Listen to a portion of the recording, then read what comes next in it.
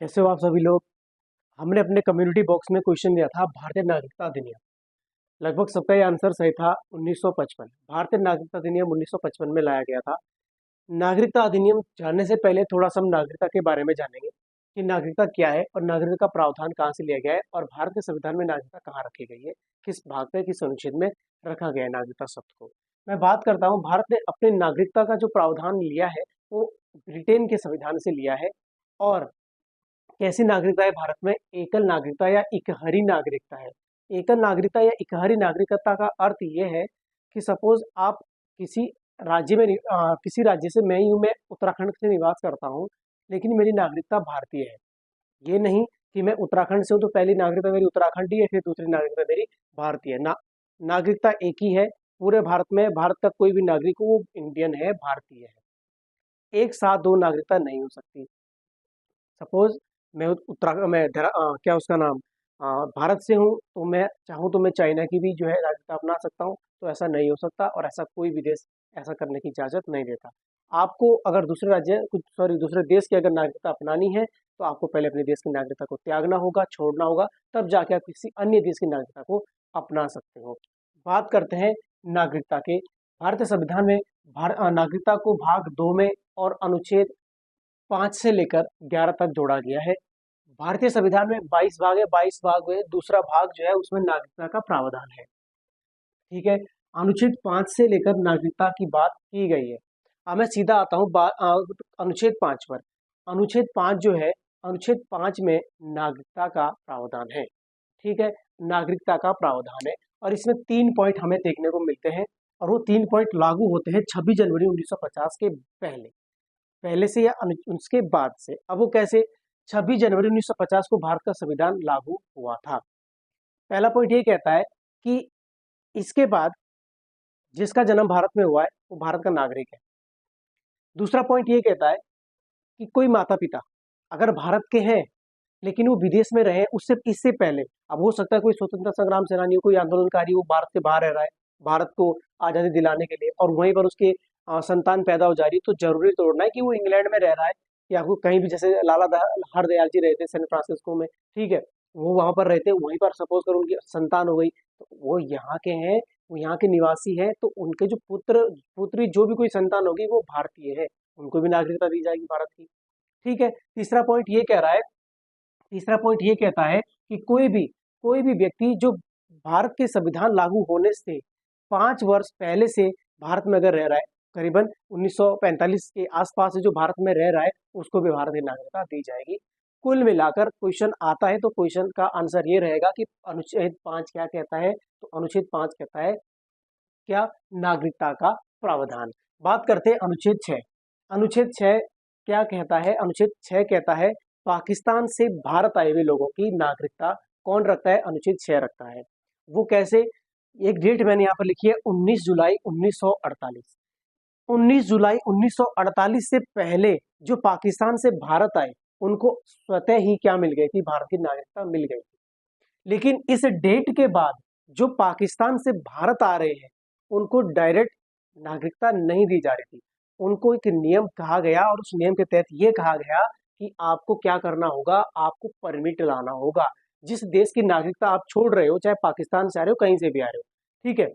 ऐसे बात तो यहाँ पर पाकिस्तान की ही हो रही है क्योंकि पाकिस्तान से भारत प्रव्रजन की बात हो रही है। तो पाकिस्तान से कोई भी व्यक्ति अगर 19 जुलाई 1948 के बाद आ रहा है तो उसको परमिट लाना होगा अपने देश से। अपने देश से जो जो जहाँ की नागरिकता वो त्याग रहा है उसका परमिट लाना होगा, तब जाके उसको यहाँ पर भारत की नागरिकता दी जाएगी। लेकिन उस बीच भी 6 महीने का टाइम उसको दिया जाएगा, 6 महीने के बाद ही उसको नागरिकता दी जाएगी। अनुच्छेद 7 कहता है पाकिस्तान से भारत प्रव्रजन। क्या हुआ कि विभाजन से पहले ही कुछ लोग पाकिस्तान चले गए, लेकिन जब पाकिस्तान देश बना तो जब उन्होंने देखा कि पाकिस्तान की स्थिति कुछ खास नहीं है, कुछ ठीक नहीं है, दंगे वगैरह ये सो चलता रह रहा है, तो उन्होंने क्या सोचा कि उन्होंने अपने देश की नागरिकता को छोड़ना चाहा।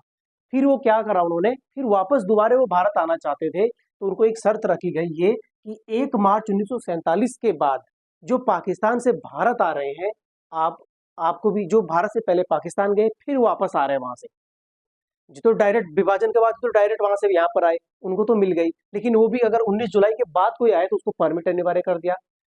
उसके बाद सातवां अनुच्छेद जो है वो ये कहता है कि कोई भारत से गया फिर वापस भारत आना चाह रहा है, उसकी नागरिकता का जो प्रावधान है वो अनुच्छेद 7 में। और इसमें भी ये कहा गया है कि 1947 के बाद क्या हुआ कि जो व्यक्ति पुनः भारत आना चाह रहा है उसको भी परमिट लाना होगा।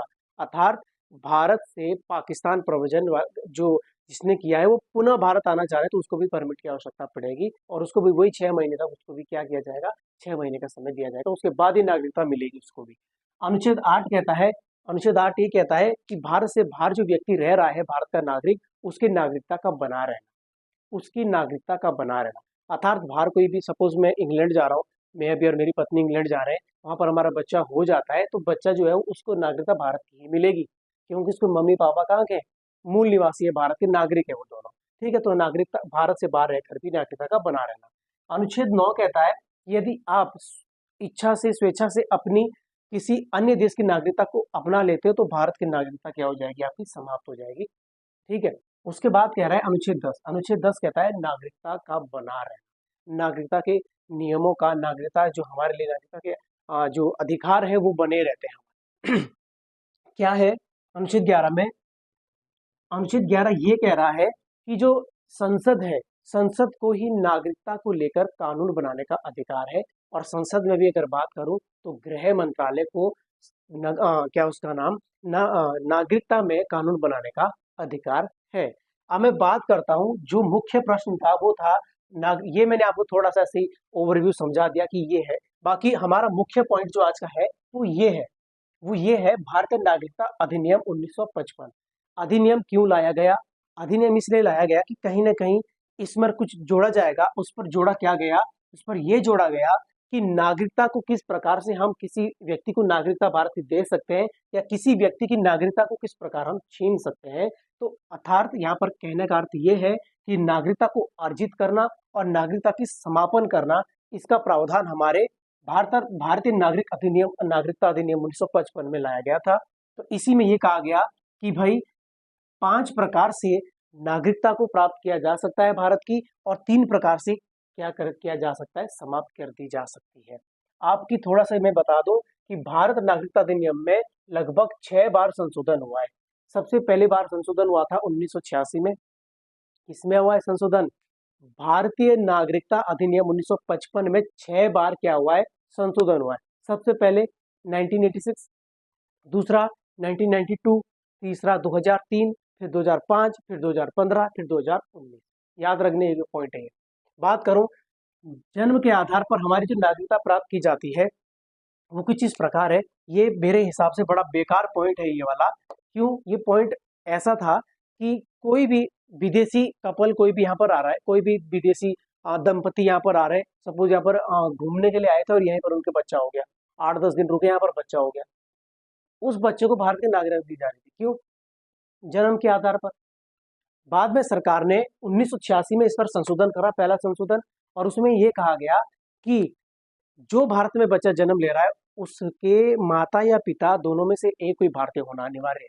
लेकिन इसका भी फिर क्या करा, पाकिस्तान इसका गलत प्रयोग करा। पाकिस्तान से लोग आ रहे थे, कहाँ पर, जम्मू एंड कश्मीर में आ रहे थे, वहीं की किसी युवती से ऐसे ठग ठुक के विवाह कर लिया, और उसके बाद जो उसके 7-8 बच्चे पैदा करके फिर उसके बाद बुला दिया, पता लगा यहाँ पर संतान होगी, वो भी आतंकवादी बन गई।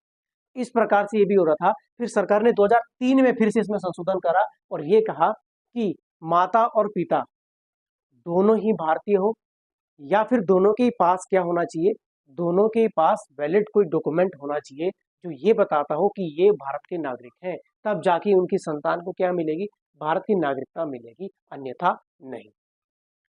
वंश के आधार पर, वंश के आधार पर क्या है, तो वंश के आधार पर कहते हैं कि पिता का ही वंश चलता है, जो कि साफ साफ गलत है। पहले पिता के वंश के आधार पर ही क्या मिलती थी, नागरिकता मिलती थी। पिता होना अनिवार्य, जो कोई भी संतान अगर पैदा हो रही तो उसका पिता जो था वो भारतीय होना अनिवार्य, जो कि गलत था। फिर इसमें भी 1992 में संशोधन किया गया और फिर ये इसमें जोड़ा गया कि माता और पिता दोनों का ही इंडियन होना आवश्यक है।